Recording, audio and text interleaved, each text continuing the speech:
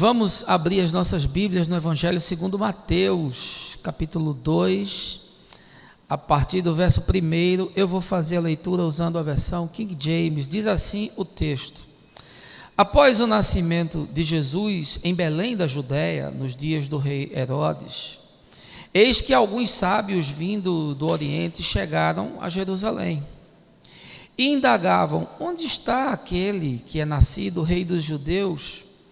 Pois do Oriente vimos a sua estrela e viemos adorá-lo. Quando o rei Herodes ouviu isso, ficou perturbado, e toda a Jerusalém com ele. Tendo reunido todos os príncipes dos sacerdotes e os escribas do povo, perguntou-lhes onde havia de nascer o Cristo. E eles lhe responderam: em Belém da Judéia, pois assim escreveu o profeta. Mas tu, Belém, da terra de Judá, de modo algum és a menor entre as principais cidades de Judá, pois de ti sairá o guia, que como pastor conduzirá Israel, o meu povo. Então Herodes, chamando secretamente os sábios, interrogou-os exatamente acerca do tempo em que a estrela lhe aparecera. Mandou-os a Belém e disse: ide e perguntai diligentemente pelo menino, e quando o achardes, comunicai-me, para que também eu vá e o adore. Após terem ouvido o rei, seguiram o seu caminho, e a estrela que tinham visto no Oriente foi adiante deles, até que finalmente parou sobre o lugar onde estava o menino. E vendo eles a estrela, alegraram-se com grande e intenso júbilo. Ao entrarem na casa, encontraram o menino com Maria, sua mãe, e prostrando-se o adoraram. Então abriram seus tesouros e lhe ofertaram presentes, ouro, incenso e mirra. E sendo por divina revelação avisados em sonhos, para que não voltassem para junto de Herodes, retornaram para a sua terra por outro caminho. Essa, meus irmãos, é uma porção da palavra do Senhor, um texto aí que eu tenho certeza que você conhece bem, já deve ter lido, já deve ter ouvido muita mensagem de Natal sobre ele, mas essa manhã eu queria que ele deixasse de ser só história, e queria que ele deixasse de ser, quem sabe aí, parte do seu compêndio de informações de escola dominical ou de pregação de Natal, mas que ele hoje ganhasse um novo significado, produzisse, provocasse você a uma nova reflexão, expandisse o seu coração, dilatasse a sua consciência de tal forma que isso reverbere em atos de bondade e de justiça no chão de cada dia. No último dia 31 agora, na quinta-feira, foi comemorado o aniversário de 502 anos da Reforma Protestante. E, indiscutivelmente, a Reforma Protestante é um dos eventos mais importantes da humanidade, e para o Ocidente é, por assim dizer, o ponto de mutação, para usar a expressão daquele físico Fritjof Capra, é a luz que se acendeu em séculos de escuridão produzida pelo catolicismo romano. A reforma em seus dias foi uma inovação disruptiva, pôs fim a toda uma era medieval de ignorância e de obscurantismo, pavimentou o caminho para a modernidade, libertou a ciência de sua prisão, estimulou a economia, mudou as práticas trabalhistas, influenciou a justiça, quebrou padrões seculares, culturais, além de promover um confronto com as práticas religiosas que eram profundamente perversas. Em seu livro A Ética Protestante e o Espírito do Capitalismo, o sociólogo Max Weber explica a fenomenologia por detrás do crescimento ocidental como algo que está atrelado ao epicentro da reforma protestante, e é sem dúvida uma leitura indispensável, eu recomendo. De fato, a partir da reforma foi que houve um crescimento assim exponencial da produção, o que desembocaria mais tarde, aí já no século XVIII, na Revolução Industrial, além do estímulo à propriedade numa Europa feudal e ao acúmulo de riqueza num mundo marcado pelo neoplatonismo cristão de Agostinho, ainda do século IV, que ensinava que a pobreza era uma forma de glorificar a Deus. Na verdade, o cisma protestante contra a Igreja de Roma foi para muito além do que provavelmente imaginava o monge alemão Martinho Lutero, quando pregou as suas 95 teses na porta do castelo de Wittenberg, na Alemanha. A ruptura não se deu apenas no terreno da religião, mas adentrou pela política, pela economia, pela ciência, pela cultura. O impacto foi devastador no sentido do fomento da liberdade e na geração de progresso. Pois bem, 5 séculos se passaram e hoje o que nós vemos é que a reforma protestante, do ponto de vista religioso, não passou de uma lipoaspiração no catolicismo romano. Tirou algumas peles aqui, cortou alguns excessos ali, costurou meia dúzia de equívocos, mas no fundo, para mim, a reforma mudou a forma, mas não mudou a forma, que ainda é o velho cristianismo constantiniano. O mundo cristão, que até o início do século X era apenas romano, no cisma de 1054 passou a ser ortodoxo, e em 1517 também passou a ser protestante. E aí, juntando os três no mesmo balaio, do meu ponto de vista, temos muito poucas diferenças.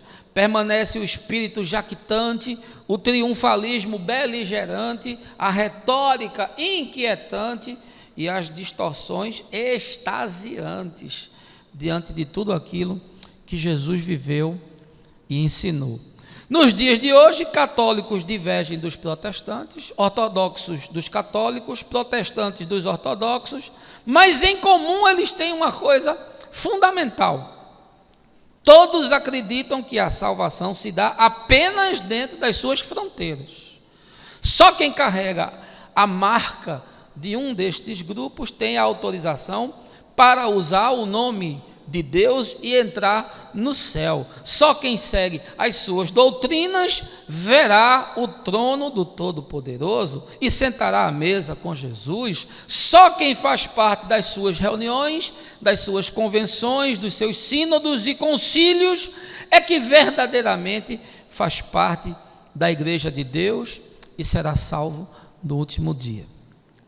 Bem, como eu creio exatamente no oposto de tudo isso, e como eu não sou nem cristão, nem católico, nem ortodoxo, nem protestante, nem evangélico, mas um ser marginal, um discípulo de Jesus de Nazaré, eu vou lhe dar essa manhã os meus argumentos para assim crer, e se você puder, você refute o meu ensino. Mas eu não quero ir adiante sem antes lhe convidar a um momento de oração. Baixa aí a sua cabeça, feche os seus olhos. Pai, que tempo difícil esse em que grupos se arvoram a ser donos do teu nome, da tua bondade, da tua justiça, da tua salvação, da tua misericórdia.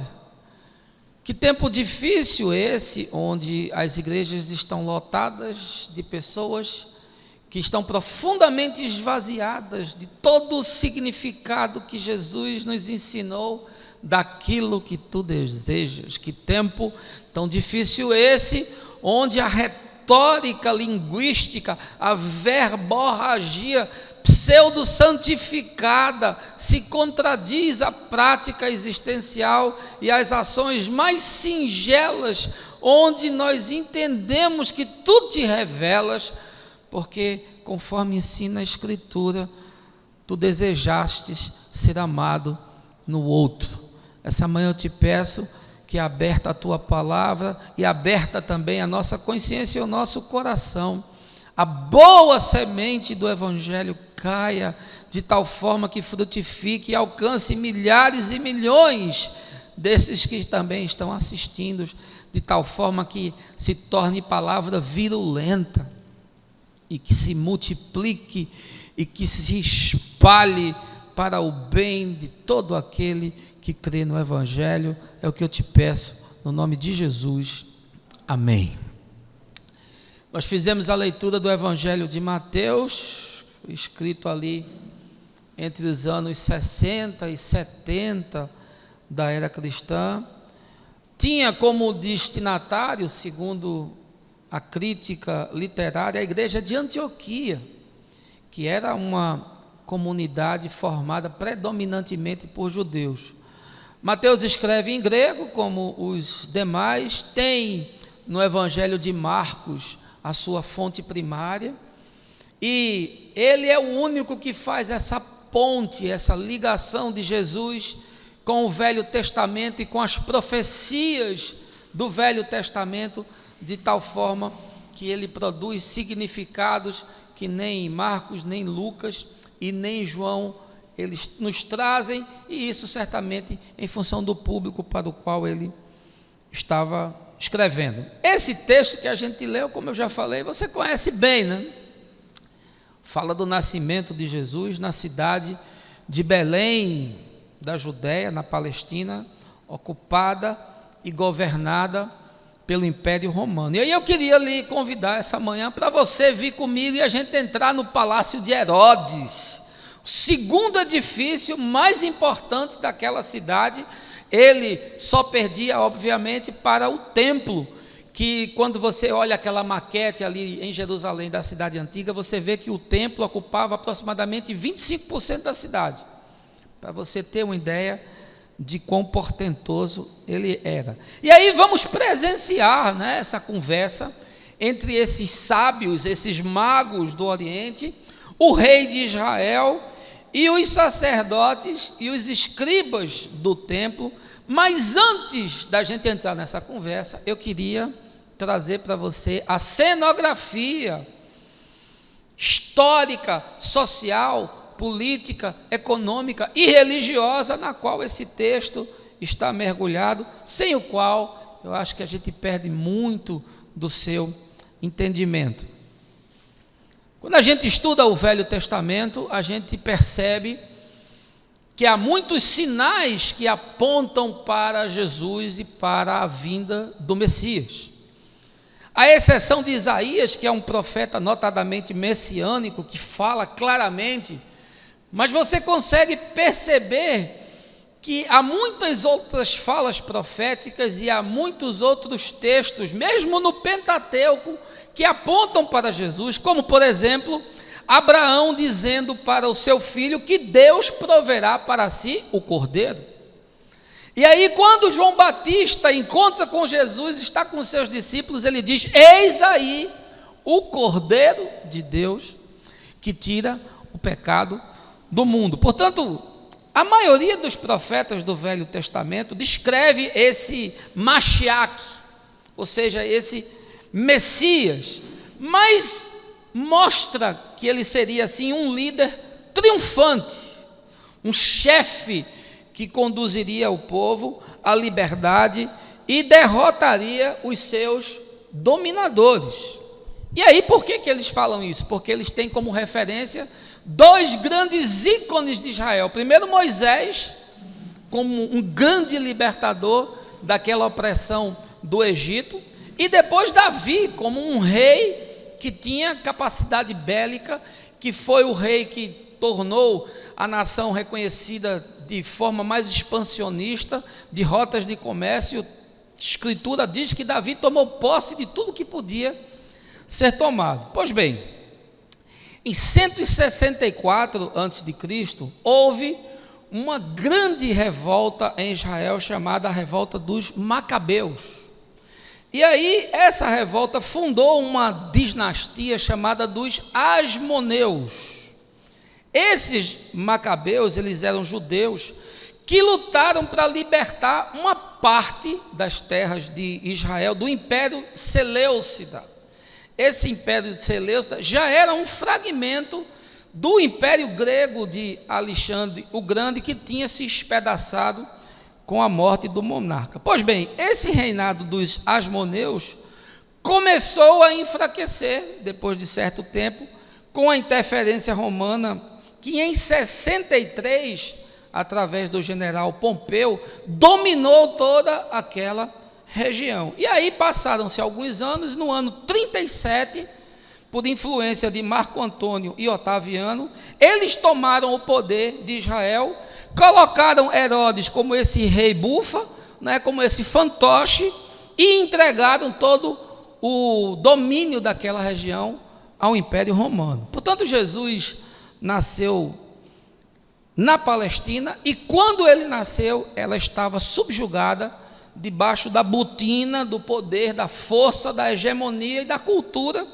do Império Romano. E o povo judeu desejava ardentemente, suspirava, ansiava para que houvesse uma libertação. Então havia ares messiânicos no ar, porque havia muita opressão. E também haviam alguns movimentos libertários, mas eram movimentos marginais, como os zelotes, como os sicários, mas não eram grupos suficientemente organizados para produzir uma sedição capaz de derrubar o império. Portanto, Israel estava debaixo dessa força opressora, pagando impostos pesados, na sua própria terra sendo explorado, sem ter a autonomia que havia tido séculos antes. E aí, o que é que acontece de fato?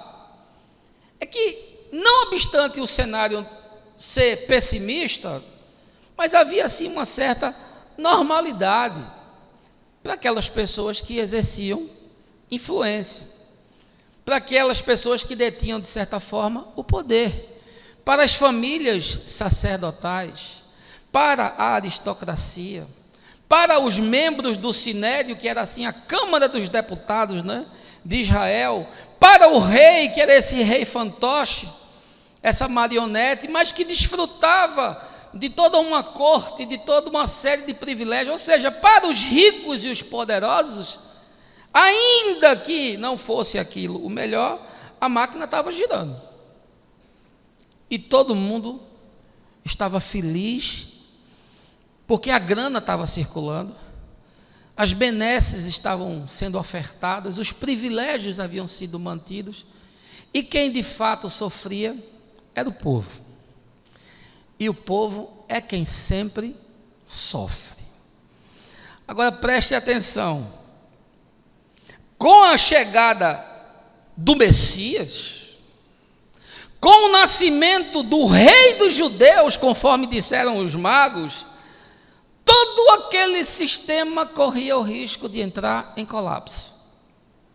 Havia muitos interesses em jogo, e por isso a reação do rei, a reação dos sacerdotes, a reação dos doutores da lei e dos escribas e do povo, conforme o texto, é que eles ficaram perturbados, eles ficaram atônitos, eles ficaram estupefatos com aquela palavra. Portanto, a gente tem nesse texto uma questão importantíssima, inquietante e profundamente inconveniente. Nesta cena que nós lemos, cabe a seguinte questão: como é que o Messias pode ter vindo sem que ninguém soubesse? Como é que ele poderia ter nascido fora de Jerusalém, fora do palácio, distante do templo, sem ser reverenciado pelo sinédrio, sem ser ungido pelo sumo sacerdote, sem ser apresentado à elite de Israel para os devidos salamaleques e costumes. Por que que Deus escolheu ser marginal? Por que que Deus escolheu vir sem ser pelas vias normais que satisfizessem as expectativas dos homens? Por que que Deus quebrou o padrão? Por que que fez um caminho desconhecido? E por que resolveu ser do contra? A encarnação de Jesus, por si só, já é um fato absurdo e profundamente incompreensível.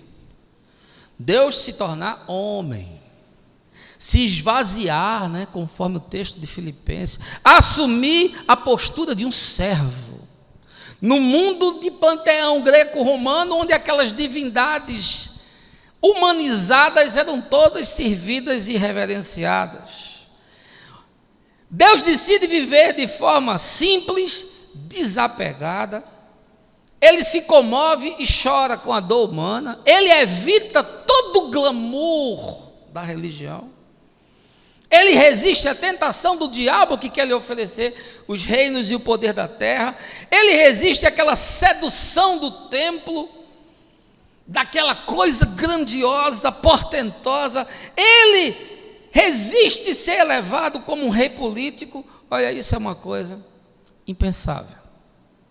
A gente reflete pouco sobre isso. Mas a vida de Jesus também é um paradoxo. Quando você vai estudar, você percebe que ele deixou a imponência da Judéia para ir para o caminho do mar, para o que Isaías chama da Galileia dos gentios. Ou seja, ele deixou de lado o convívio com os rabinos, com os doutores da lei, para se associar a pescadores incultos. Ele abdicou das sinagogas para ensinar nas colinas dos descampados, cercado de enfermos, de miseráveis. Ele deixou de sacrificar no templo para se tornar ele próprio o sacrifício eterno que agrada a Deus. Deixa eu lhe falar uma coisa. É em Jesus que Deus nos mostra o quanto ele é marginal, o quanto ele é desviante, o quanto passou longe do estereótipo de uma carranca divinizada, um tótem humano, um ídolo morto, adormecido dentro de um santuário. Em Jesus, Deus é marginal. Nasce como marginal, vive como marginal e morre como marginal. Por isso, todo aquele que se encontra na marginalidade acha nele um descanso e um refúgio. Eu queria essa manhã lhe provar essa tese. E aí eu quero que você volte para o texto, porque como de costume, a mensagem aqui, meu bro, é expositiva. Tudo está na Escritura. Volte aí para Mateus capítulo 2. E eu quero lhe dizer primeiramente que Deus é marginal porque Ele não tem preconceitos. Ele revela-se a quem quer e salva a quem bem entender. Veja aí o verso 2. Indagavam: onde está aquele que é nascido rei dos judeus? Pois do Oriente vimos a sua estrela e viemos adorá-lo. Deus não tem preconceito, revela-se a quem quer e salva a quem bem entender. E aí nós encontramos a primeira estranheza, a primeira inconveniência do texto, é que Deus se revela aos magos do Oriente e não aos teólogos de Jerusalém, aos mestres do templo. Porque Deus se revela a quem Ele quer. Não foram os estudiosos, Não foram aqueles que estavam diariamente no santuário fazendo culto, adoração, oblação, rituais de limpeza e de purificação que discerniram a mudança, o evento disruptivo que alterou o rumo da humanidade. Não foram eles. Foram os magos, os sábios, os místicos do Oriente. E sabe por quê? Porque o fato de alguém estar no templo não quer dizer que ele está ouvindo a Deus, de que ele está discernindo a Deus. Ah, como nós temos templos lotados nos nossos dias. Ah, como nós temos igrejas com programação que atrai centenas e milhares de pessoas. Mas deixa eu lhe dizer uma coisa e deixa eu falar para você que está me escutando. Isso não quer dizer que eles estejam discernindo a Deus e que estejam se relacionando com Deus. Porque nem a alta cúpula de Jerusalém, nem o sumo sacerdote percebeu ou discerniu que o Messias havia chegado entre eles, que Deus havia encarnado entre os homens, porque essa revelação foi dada aos sábios e aos magos do Oriente. Gente estranha, gente distante. E o curioso é que eles não perceberam, sabe por quê? Porque eles estavam ali fazendo com que aquela roda girasse. Eles não podiam discernir algo espiritual, porque eles estavam leprosos de mente e de coração. Aquele povo estava fazendo a roda girar. Estava tão envolvido na engrenagem, nos sacrifícios, nas liturgias, nos serviços do sagrado, que foi impossível eles perceberem que havia algo de dimensão espiritual acontecendo. Olha, a Igreja Católica, já no século II, afirmava e questionava se era possível alguém ser fora da igreja salvo. E o curioso é que, se você perguntar para os evangélicos nesse tempo, eles vão dizer a mesma coisa. Como é que alguém pode ser salvo fora da Assembleia de Deus? Como é que alguém pode ser salvo fora da igreja presbiteriana dos escolhidos e adeptos do calvinismo? Como é que alguém pode ser salvo fora da igreja quadrangular, que prega as 4 verdades questionáveis e inequívocas da fé? Esse mesmo ufanismo, eles nunca leram esse texto. Ou se leram, nunca entenderam. Porque o que a Escritura nos ensina é que Deus salva quem Ele quer, onde Ele bem entender. E aí eu acho ridículo. Ridículo. Eu morro de rir com essa disputa imbecil de calvinistas e arminianos. Um negócio que talvez no século XVI ou XVII até se justificasse. Mas nos dias de hoje, esses caras querendo fazer ultrassonografia nas profundezas de Deus, para entender a mente de Deus, para vasculhar quem Deus salva, como Deus pensa, como Deus age. Isso é blasfemo, meu irmão. Me desculpe. Isso é de uma profunda arrogância. Aliás, o nome teologia já é uma ofensa. O estudo de Deus. Você pode fazer o estudo de um Deus grego, você pode fazer o estudo de um Deus romano, você pode fazer o estudo de um Deus egípcio, você pode fazer o estudo de um Deus persa, você pode fazer o estudo de um Deus dos habitantes da região de Canaã, mas você não pode fazer o estudo de Deus. Sabe por quê? Porque Deus não é estudável, porque Deus não existe. E você não pode estudar uma coisa que não existe, porque se existisse, teria sido criado. A Escritura diz que Deus se revela. Não sou eu que entendo a Deus, é Deus que me explica o que Ele quer a respeito dele para mim, porque eu não suporto a revelação. O texto de Moisés do Velho Testamento, Moisés disse: eu quero te ver. Ele disse: você não vai aguentar, negão, é muito para você. Se eu der um sopro da minha revelação você desfaz, a sua estrutura desfaz, os ossos derretem. E esses caras ficam agora discutindo como é que Deus salva, como é que Deus age, se Deus predestina, se Deus não predestina, uma discussão imbecil, idiota. Deus faz o que Ele quer, meu amigo. Se Ele quiser salvar um e não salvar outro, é um problema dele, e se Ele quiser salvar todos, é um problema dele, e você não tem nada que se meter com isso. E esse texto deveria ser suficiente para você entender isso, porque os doutores e os teólogos de Jerusalém, que estavam presos ao letrismo, à cegueira que o código produz, não conseguiram ver nem enxergar coisa nenhuma. Foram os magos do Oriente, foram os hereges, foram os nascidos em outra casta que entenderam. Entenda, você agora, você que me ouve, Deus faz o que quer, meu irmão.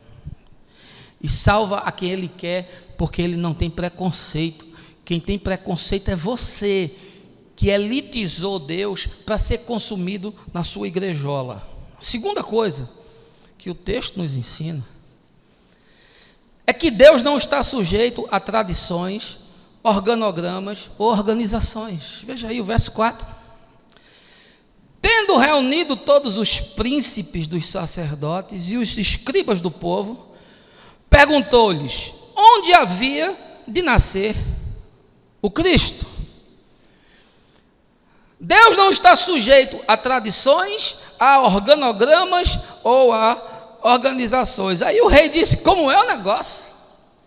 Nasceu Mashiach, chegou o Messias, para tudo, chama o oficialato, chama os mestres do seminário, chama os teólogos da religião, porque eles vão ter que me dizer alguma coisa, chama os sacerdotes, porque eles vão ter que falar algo, chama os exumadores de letras mortas, chama os escrutinadores do código sagrado, porque eles têm que dizer alguma coisa.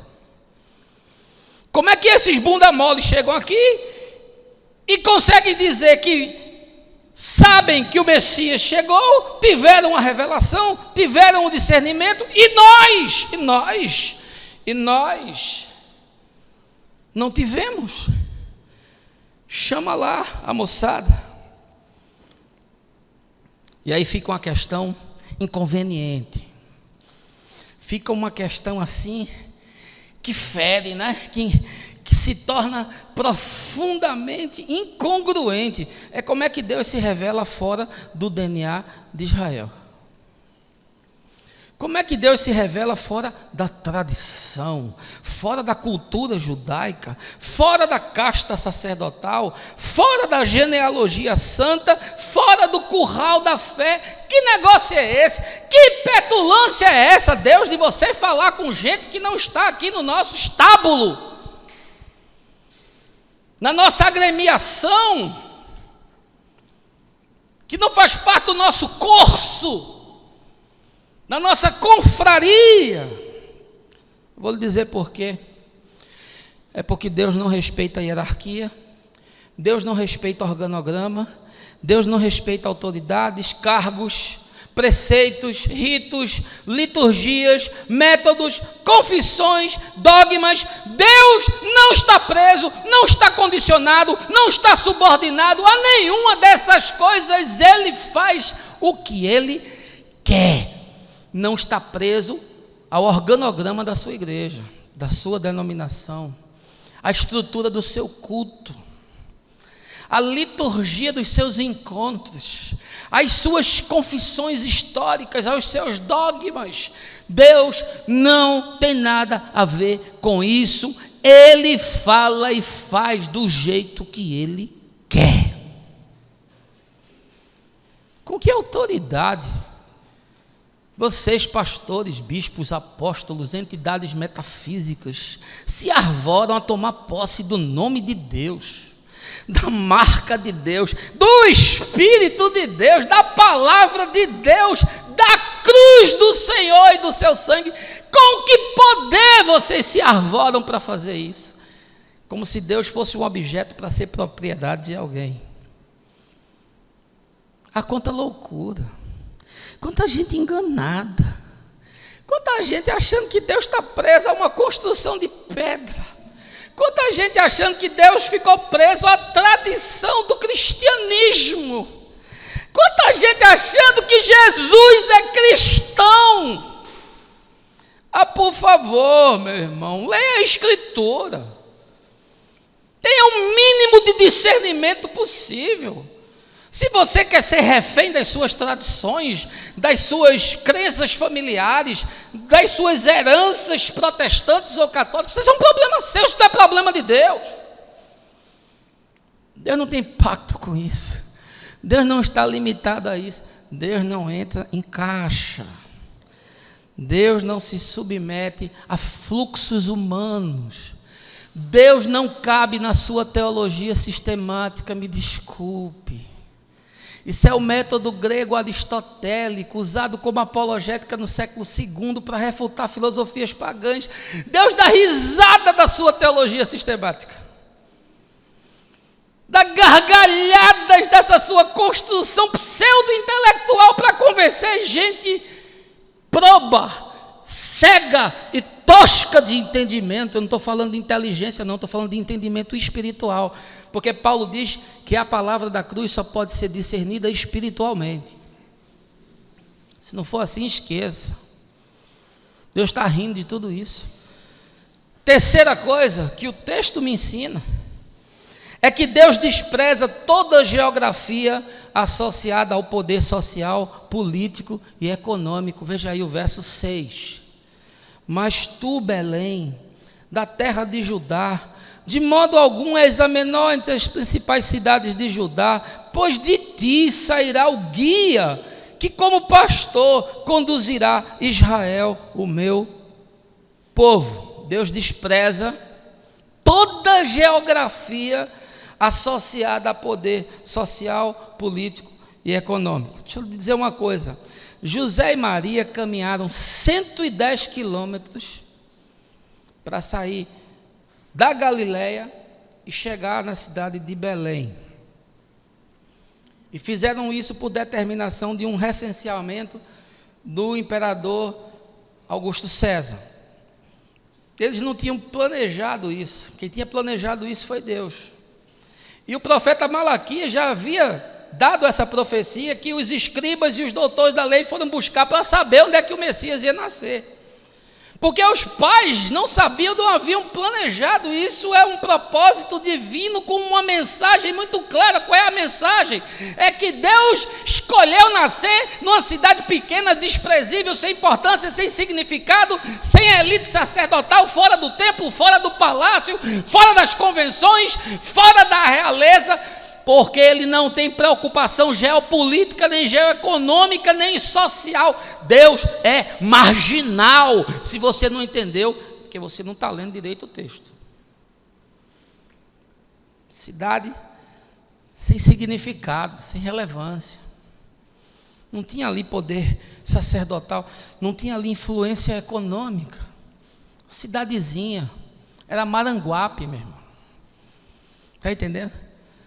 Era um negócio assim, periférico, com todo respeito aos habitantes de Maranguape, mas para a gente ter a dimensão da coisa. Filho de Deus não nasceu no continente europeu, nasceu na Palestina, não nasceu na sede do império, em Roma, no palácio de César, ou numa grande metrópole grega, quem sabe, como Éfeso, como Corinto, como Antioquia. Não. Cidade marginal.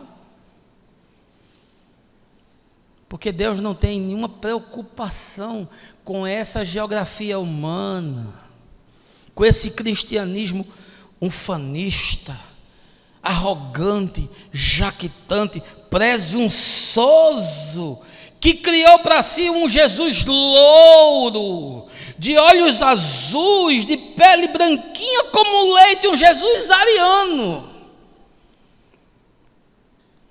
Meu amigo, Jesus era judeu vivendo na Palestina, naquele sol escaldante. Você acha que Jesus tinha aquele bronze? Aí ele usava esse fator aí 50 de filtro solar. Jesus fazia escova no cabelo, chapinha para ficar com cabelo lisinho, louro. Ah, por favor, meu irmão. Você acha que Deus tem parte com isso? O cristianismo cresceu foi na Europa, entre as nações ricas, que enviaram os seus colonizadores opressores para, em nome de Deus, conquistar as Américas, matando os índios, esmagando povos, as Índias dominando nações, a África miserável para ser explorada. Eles imaginam que Deus tem sede de poder, de conquista, de colonização sangrenta e de expoliação. E aí, quando Jerusalém foi tomada por Saladino, o rei Ricardo da Inglaterra disse: eu vou lá agora, vou matar em nome de Deus, vamos fazer as cruzadas, vamos tomar o reino de Deus. Não, que reino de Deus, meu irmão? Jesus disse que o reino de Deus era um reino de consciência, era reino de princípios, era reino de valores, não tinha nada a ver com posse, não tinha nada a ver com o templo, não tinha nada a ver com geopolítica. Jesus nunca se deixou macular por essas coisas e jamais ensinou isso. Isso é um ensino constantiniano cristão, de poder, de diocese, de divisões, de organogramas, de hierarquias, de tráfico de influência, de casamento de Estado com igreja. Isso é tudo coisa de Constantino, mas isso não tem nada a ver com Jesus. Sabe por quê? Porque, meu irmão, é impossível que esse orgulho, essa jactância possa produzir alguma coisa. E aí, quando Jesus entra em Samaria, a mensagem fica mais do que explícita, né? Como é que Deus trata as terras marginalizadas? Como é que Deus trata aqueles que são considerados estrangeiros? Como é que Deus trata aqueles que são considerados marginais? Aqueles que são considerados fora de toda a possibilidade? Porque ali em Samaria que existia era isso. Era um povo que era tratado como estrangeiro. Era um povo que eles tinham ojeriza, era pior do que leproso. E aí Jesus entra naquela aldeia para ter contato com as pessoas, para lidar com as pessoas e para abençoar as pessoas. Ele quebra toda a xenofobia, todo o preconceito racial, toda a questão que diz respeito à ética e à étnica, porque Deus não tem nenhum papel de preocupação com essas nossas divisões, de que Deus está com os seus pés plantados no nosso ocidente capitalista. Os países cristãos dominam, de fato, a geopolítica mundial.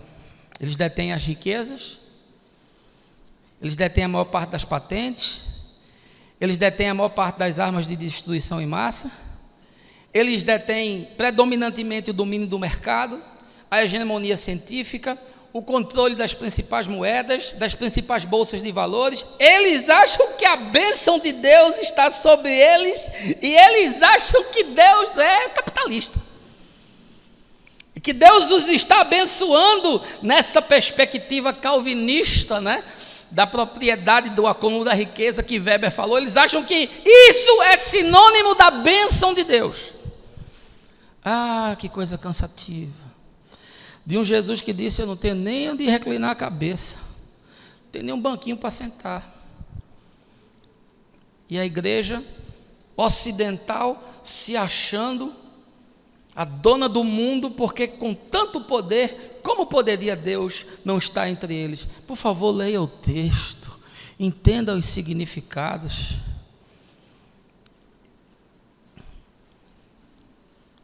Que coisa horrível a gente perceber que em nome de Deus pode se fazer tanta barbaridade, que em nome de Deus pode se fazer tanta atrocidade, que em nome de Deus pode se patrocinar tanta violência, tanta morte, tanto sangue, tanta exploração.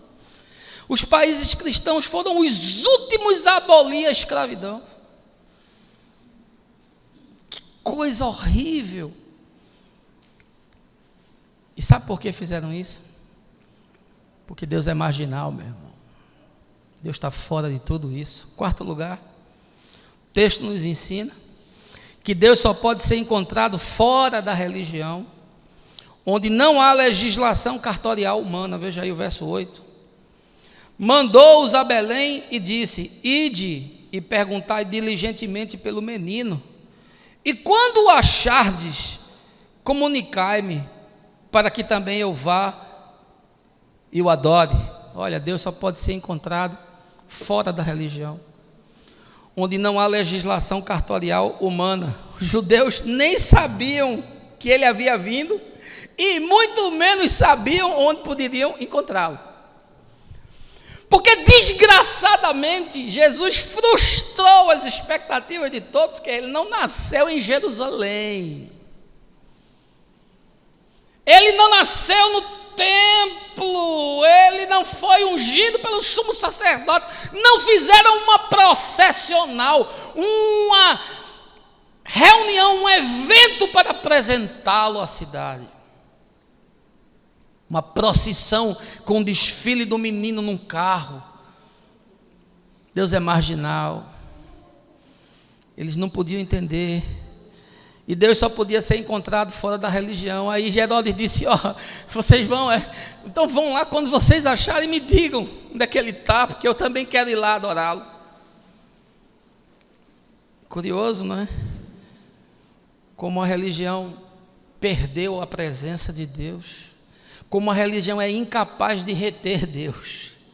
Como a religião é incapaz de transmitir Deus. Como a religião é incapaz de sentir Deus. Ah, quantas igrejas eu já entrei que era só mármore, era só madeira, era só vitral, era só tradição, era só vela, era só turíbulo, mas não tem essência, não tem vida, não tem presença de Deus naquele lugar. É oco, é morto, porque Deus não está preso à cartorialidade da religião dos homens, meus irmãos. Vão lá, procurem Ele, por favor, e quando vocês acharem, vocês me avisam, porque sabe como é, né? Deus é um Deus meio derrompante, né? Ele tem assim umas coisas esquisitas. Resolveu nascer fora de Jerusalém. Como pode? Que grosseria, que desfeita. Resolveu ir para Belém. É por isso que quando Jesus se apresentou, a primeira coisa que perguntaram é se podia vir alguma coisa boa de Nazaré, que era outra cidadezinha montanhosa, marginal. E aí, quem foi que foi atrás de Deus?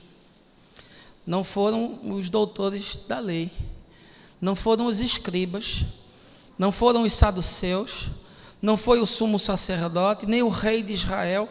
Quem foi atrás de encontrar o Deus que encarnou foram os magos do Oriente. Esses são os que estavam em busca. Esses foram os que estavam à procura. Esses foram os que não se acomodaram. Esses foram os que não descansaram na plácida tradição dos pais. Esses foram aqueles que disseram: não, eu preciso, eu estou sentindo, eu estou vendo, alguma coisa aconteceu, eu não faço parte, eu não sou da família, eu não tenho tradição, não tenho pedigree, mas eu preciso e eu vou atrás. E os judeus arrogantes ficaram dizendo: olha, se vocês encontrarem, avisem, porque aqui a gente está mais perdido do que cachorro quando cai de caminhão de mudança. Deus resolveu encarnar fora do círculo religioso, fora do templo, longe dos ritos, dos sacrifícios, da liturgia, do louvor, da pregação, do ensino dos funcionários da religião de Israel, do poder político, religioso, do sinédrio, do sumo sacerdote. Imagina que desfeito. E é justamente por isso que João Batista sai desse epicentro religioso e vai para o deserto. Em vez de alugar um galpão, botar um telão, uma mega banda de louvor tocando, e João pregando, João foi para o deserto. Aquela figura esotérica que era João Batista, pregando arrependimento, porque Deus não age e nem salva ninguém dentro da cartorialidade da religião. E Jesus saiu da Judéia, foi para a Galiléia, mesma coisa. Deixou aquele ambiente, deixou as sinagogas, deixou o templo e foi para a reunião dos miseráveis. Foi ao encontro dos perdidos, foi ao encontro dos famintos, porque Deus não se submete às nossas sacralizações, aos nossos monumentos pseudo-imantados. Vamos para o templo. Que templo, meu irmão? Eis aqui o templo, não existe outro mais. Em Jesus foi tudo desfeito. O templo para Deus é a minha consciência. Aqui está o templo onde eu cultuo a Deus, e na vida do meu irmão está a minha possibilidade de serviço ao Senhor, e tudo fora disso é blasfemo, conforme o que Jesus ensina. E os homens construindo catedrais e igreja fazendo ampliação de prédio e gastando dinheiro com pedra, enquanto tem membro passando dificuldade, morrendo de fome, assistindo o culto. Deus não se rende às nossas devoções. Nem nesse templo de Gerezim, nem em Jerusalém acabou essa fuleiragem. Agora quem quiser adorar a Deus, que o faça em espírito e em verdade, porque Deus não é refém das nossas geografias sacralizadas. E eu creio profundamente que Deus não está na maioria das igrejas que se dizem cristãs, desses mausoléus, desses museus, desses cemitérios que enterraram Deus. Bem disse Nietzsche: Deus está morto, vocês o mataram. Tanto católicos quanto ortodoxos quanto protestantes querem ser os donos da patente de Deus. Eles querem registrar Deus no INPI. Eles querem legislar em nome de Deus, dizendo quem entra, quem sai, quem fica. E aí Jesus já falou sobre isso para os fariseus do seu tempo, disse: vocês nem entram e nem deixam ninguém entrar. É a mesma coisa dos nossos dias.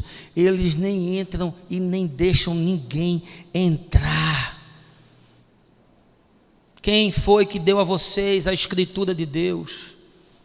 O registro de Deus? Em quinto lugar, o texto nos ensina que Deus é livre para usar meios não convencionais para se revelar a quem Ele deseja. Veja aí, verso 9. Após terem ouvido o rei, seguiram o seu caminho, e a estrela que tinham visto no oriente foi adiante deles, até que finalmente parou sobre o lugar onde estava o menino. Deus é livre para usar meios não convencionais para se revelar a quem Ele deseja. Os caras seguiram uma estrela. Eles não sabiam nada da Torá, eles não conheciam o Velho Testamento, eles não sabiam das tradições dos profetas, eles não tinham sobre si a bênção de Abraão, não eram herdeiros das promessas, não tinham o sangue dos hebreus. E agora como é que vai ser? Aí Deus disse: eu me revelo do jeito que eu quero, vou mostrar para vocês uma estrela. Porque pode o Senhor usar qualquer método que Ele queira, não convencional, porque Deus não se submete às 4 leis espirituais da sua igreja, nem ao seu catecismo, nem ao seu dogma, nem às suas teologias sistemáticas, nem aos seus doutores de seminário. Curioso, né? Porque eles não viram um anjo. Porque na tradição de Israel, o que é que o cara tinha que ter visto? Um anjo, uma teofania, né? Eles não ouviram uma profecia, eles não tiveram uma visão, não tiveram um sonho. Deus falou com eles dentro da sua própria cultura, usando o material disponível que eles tinham para trazer a revelação. E qual era a sua cultura? Era a cultura do céu, era a cultura do estudo da astrologia. Aquilo influenciava o clima, as estações, aquilo influenciava a colheita. Eles só sabiam analisar aquilo, meu amigo. E Deus falou com eles com o que eles tinham. Como Deus fala com qualquer um, com aquilo que o indivíduo tem, e não com aquilo que ele não tem. Meu amigo, você acha que se alguém não usar as 5 solas da reforma protestante não vai entender? sola fide, solo Christus, sola Escritura, sola Deo Glória, e não estou nem lembrando das 5, qual é a outra aí? Se não usar as 5, você acha que não vai, aqui se não vai entender, não vai se revelar. Ah, meu Deus. Você acha que quem não usar o tulipe dos calvinistas está fora? Não entendeu. Você acha que quem não usar o catecismo católico não entra? Quem não for crismado não entra. Ah, por favor, deixe de ser arrogante. Deus se revelou aos magos dos orientes pelas estrelas. Não usou os métodos convencionais porque ele fala com as pessoas do jeito que ele quer. Ele entra na cultura que ele quer. Ele faz o que bem entende. Isso independe de você, da sua igrejola e da sua marca e das suas crenças. Qual foi a Bíblia que Abraão leu? Você sabe? A Bíblia que Abraão leu, que fez ele ser justificado pela fé, qual foi? Deixa eu lembrar um negócio para você. O cânon do Velho Testamento foi fechado em 250 depois de Cristo. E o do Novo ali foi fechado ali no século IV. E depois foi ratificado lá na frente no Concílio de Trento, 1500 e não sei quanto. Aí eu lhe pergunto, como é que essa gente toda foi salva sem a Bíblia? Sem as Escrituras, sem ler. Sem a teologia sistemática. Como é que pode ter sido salvo? E mais, a maioria das pessoas não sabia nem ler. No mundo antigo, meu amigo, um rico tinha 10 livros em casa, quando tinha. Um rico, e os pobres não sabiam ler, tudo inculto. E como é que essa gente foi salva? Aí Paulo diz, porque a fé vem pelo ouvir a revelação de Deus. Deus não se limita a nada. A Bíblia só se tornou popular com a imprensa de Gutenberg, ali junto com a Reforma. Quando Lutero traduziu para o alemão, quando os ingleses traduziram para o idioma local, se não me engano, Thomas Cranmer, ou William Tyndale, um dos dois foi quem traduziu. Quando a Bíblia começou a chegar nas mãos das pessoas, já estava no século XVI, meu amigo. Por favor, você acha que alguém só pode ser salvo lendo a Bíblia? É? Você acha que Deus ficou preso ao livro? Foi? Você acha mesmo que Deus ficou preso a esse livro aqui? Se você não lê o livro, você não vai ser salvo. E quem não lê o livro não vai ser salvo. Você acha? Deus só salva se alguém for batizado no batistério da sua igreja. Deus só salva se você tomar a Santa Ceia. Mateus 8,11, Jesus falando, digo-vos que muitos virão do Oriente e do Ocidente e tomarão lugares à mesa com Abraão, Isaque e Jacó no reino dos céus. É tudo tão explícito, mas vocês ficaram cegos e leprosos de coração e já não entendem mais absolutamente nada, porque vocês querem patentear Deus. Você acha, meu amigo, que Deus só se revela pela hermenêutica cristã? Deus pode usar os meios mais improváveis e incomuns para alcançar uma alma que tem sede de vida e de esperança, de misericórdia e de perdão. Você acha que Deus só fala pela exegese bíblica? Ah, meu Deus do céu. Foram os astrólogos que discerniram o grande evento. Não foram os doutores que estavam todo dia com a Torá no colo, fazendo aquela leitura ali, ó, parece possessão. Jesus nasceu e eles lá. Aí os magos, os feiticeiros do Oriente, os místicos, a estrela, aconteceu alguma coisa, olha, aconteceu algum evento portentoso, vamos lá, vamos adorar, porque nasceu alguém que vai mudar o curso da história. Ah, por favor, meu irmão, acorde, enquanto é tempo.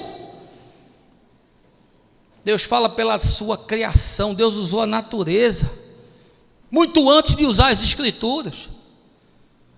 Muito antes de usar as Escrituras. Mas você acha que Deus só fala seguindo a convenção do seu seminário? Os teólogos de estimação que você tem, o N. Gruden, só fala se for por aqui. Que tolice. Quem é de Deus consegue ler os seus sinais nos céus e na terra, na escritura, no coração e na miséria humana. Lê em qualquer canto, porque Deus fala de modos não convencionais. Deus fala de todas as formas para aquele que tem um coração desejoso de ouvir. Ou você acha que Deus só vai salvar quem está na sua igreja? E em último lugar, o texto de Mateus nos ensina que Deus muitas vezes é servido e adorado por aqueles de quem menos se espera. Veja aí o verso 11. Ao entrarem na casa, encontraram um menino com Maria, sua mãe, e prostrando-se o adoraram. Então abriram seus tesouros e lhe ofertaram presentes, ouro, incenso e mirra. Deus muitas vezes é servido e é adorado por aqueles a quem a gente menos espera e menos acredita alguma coisa. Porque quem discerniu foram os magos. Foram eles que viajaram para ter esse encontro com o Deus encarnado por uma revelação arbitrariamente extraordinária, e agora eles estão ali prostrados adorando, enquanto lá em Jerusalém a máquina continua girando, as ofertas continuam caindo no gasofilácio, os banhos litúrgicos continuam sendo feitos para não purificar nada, os sacrifícios são oferecidos, mas é sacrifício de tolo. Estão ali perdidos naquela religião perversa que não servia para nada. E esses homens marginais estão lá em Belém, no lugar improvável, adorando a criança, prostrado e trazendo presentes, ouro, incenso e mirra, prostrados diante do Deus que se torna homem. E a igreja quer legislar como se pode adorar, quem pode adorar, quando se pode adorar. Por favor, meu irmão, abandone isso, isso vai matar você. Isso vai matar você, porque Deus recebe a adoração de qualquer pessoa. E Deus é servido por qualquer pessoa, porque todas as vezes que se serve o outro, é a Deus que nós estamos servindo. Por isso Jesus disse: todas as vezes que você me encontrou com fome, com sede, doente, preso, você me serviu e você me amou, porque eu estava no outro, você não enxergava, porque você estava trancado dentro do templo, fazendo batalha espiritual, na sua máquina de caça-níquel, arrancando grana das pessoas. Não foram os sacerdotes que foram adorar, nem foram os funcionários do templo que foram adorar, nem mesmo os levitas, os adoradores, por princípio, por função, não foram eles. Não foi Caifás que foi adorar. Herodes disse: se vocês acharem, me falem. Mas foram esses magos anônimos, sem pedigree, sem genealogia, sem hereditariedade, sem tradição, sem nada. Foi desses que Deus recebeu o presente, a adoração, a reverência e o culto. Foi desses marginais. Foi desses que Deus se agradou de receber. Deixa eu lhe dizer um negócio. As pessoas que mais me impressionaram na minha vida não eram pessoas importantes. Não é gente que tem grana, que tem poder, que tem condição de fazer, que pode ajudar, que pode investir, que pode mudar. As pessoas que mais me impressionaram são as que menos tinham, são as que menos podiam, mas sempre são as que mais ofertam, sempre são as que mais se envolvem, sempre são as mais comprometidas. Essas são as que Jesus está buscando, porque o Pai procura por essas pessoas. Não foram os medalhões de Jerusalém que Deus quis receber naquela manhã, naquele dia, mas foram os magos do Oriente. Foram esses que se prostraram e que reverenciaram e trouxeram aos pés do Senhor a sua oferta, o ouro, o incenso e a mirra, porque Deus é marginal. Quem pode adorar? O fariseu entrou no templo, cheio de orgulho, cheio de vaidade, batendo no peito, falando das suas obras, e o publicano não ousou nem olhar para o santuário. Quem pode adorar? O gay pode adorar? O transexual pode adorar? O ladrão pode adorar? O adúltero pode adorar? Quem pode adorar? Quem que diz quem pode e quem não pode? Quem é que diz quem entra e quem não entra? O salmista diz: quem entrará, Senhor, no teu santuário? Quem? Quem é você, pastorzinho fuleiro, que diz quem entra e quem não entra? Bispozinho de meia tigela, que pode dizer quem entra e quem não entra? Arrogantes, presunçosos.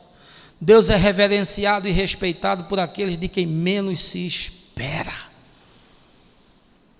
Aqueles que nós julgamos que são lixo, que são escória, que são escárnio, é desses que ele recebe o louvor, a adoração e o serviço.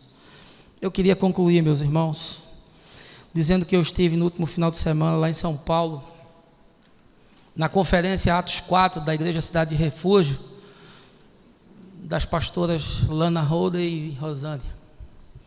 Eu nunca tinha ouvido falar nessa gente. Aliás, a Lana é aqui de Recife, nunca tinha nem ouvido falar dela. Nunca tinha ouvido falar em Cidade de Refúgio, não sabia da polêmica toda que existia em torno disso.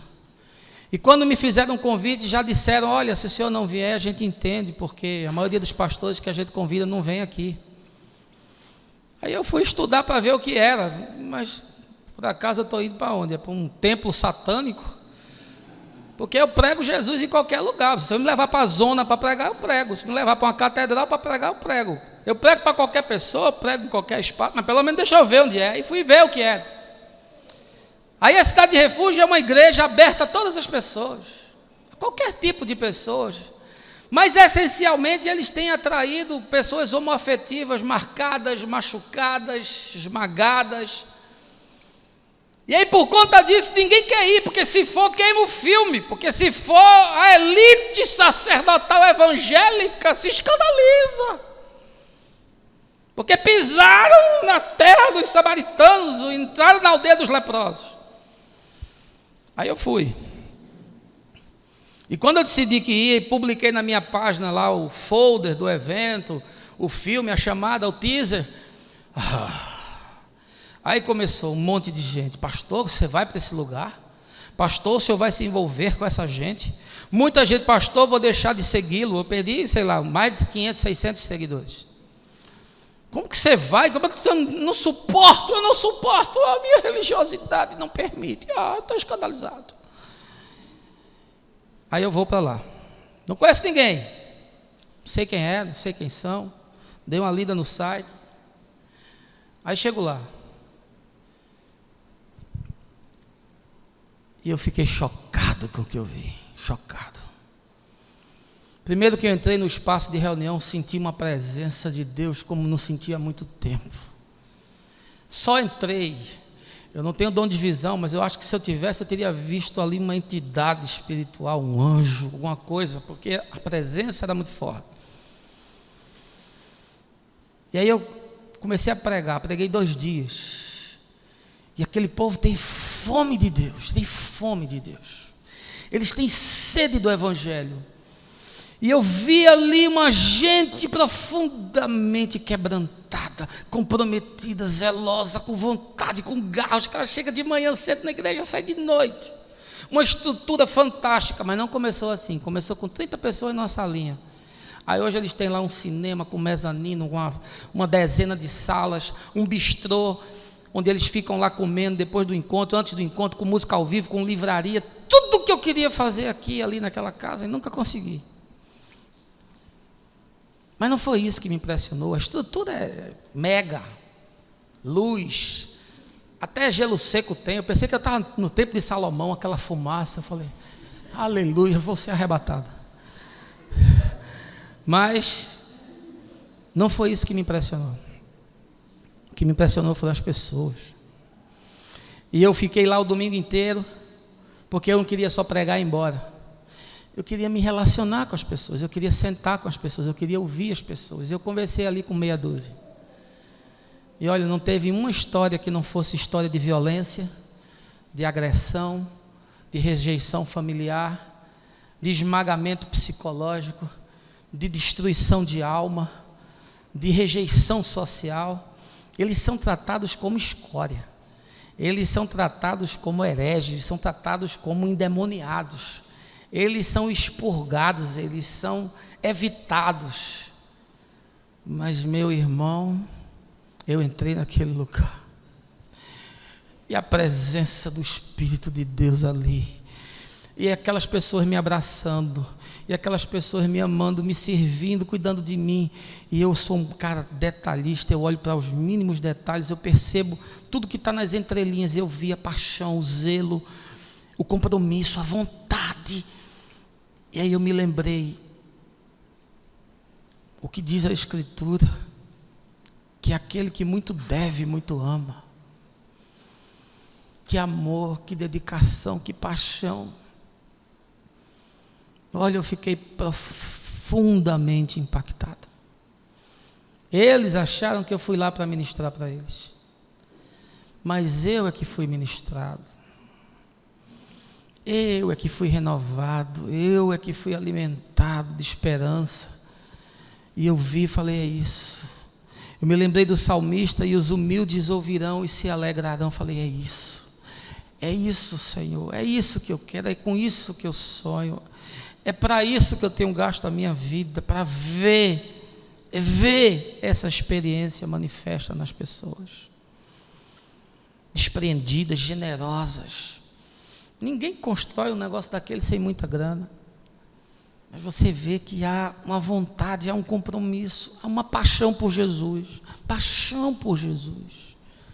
paixão, aquele sentimento de que era indigno e Deus o trouxe para a família e diz, agora eu vou gastar tudo que eu tenho para servir a esse Deus, para alcançar outras pessoas. Deus é marginal, meu irmão. E eu me senti muito melhor lá do que na maioria das igrejas que eu já fui na minha vida. E me senti muito mais honrado lá do que fui honrado na maioria das igrejas que eu fui na minha vida. E se você quer saber, eu não era nem digno de estar ali. Eu não me sinto digno nem de lavar os pés das pessoas mais simples, porque eles são cheios de gozo, de paixão e de compromisso com o reino. Eu fiquei muito impactado com um senhorzinho que tinha lá. Ele bota água para as pessoas que vão falar. Todo mundo que vai falar, ele vai lá, leva uma garrafinha de água. Mas ele faz aquilo, não é mecânico. Ele faz aquilo como se ele fosse o pregador da noite. Aquela é a tarefa dele, é botar aquela água. Aquela é a responsabilidade dele, ele faz aquilo com zelo, e eu vi aquele homem me servindo, e o Espírito Santo falou no meu coração, eis aí, o maior entre todos vocês, é esse que está servindo a água. Aí quando foi no intervalo, eu chamei ele e disse, olha, muito obrigado por você me servir. A Bíblia diz que quem dá água ao profeta, recebe o galardão de profeta.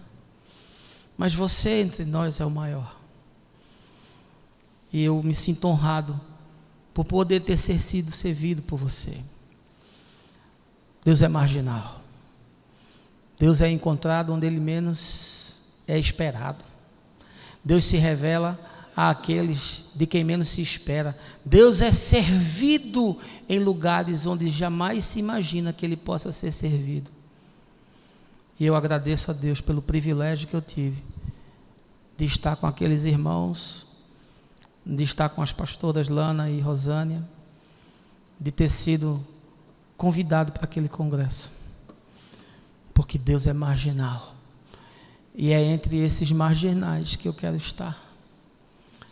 E é com esses marginais que eu quero gastar a minha vida. Que Deus te abençoe, que você tenha um bom domingo, que o pessoal que está fazendo vestibular aí se saia bem, que a Gabizinha faça boa prova, e a gente vai se encontrando na semana, porque de encontro em encontro a mente vai expandindo, o coração vai alargando e a revelação vai chegando, porque o mais, você sabe, o mais eu vou te falando no caminho, no nome de Jesus, amém.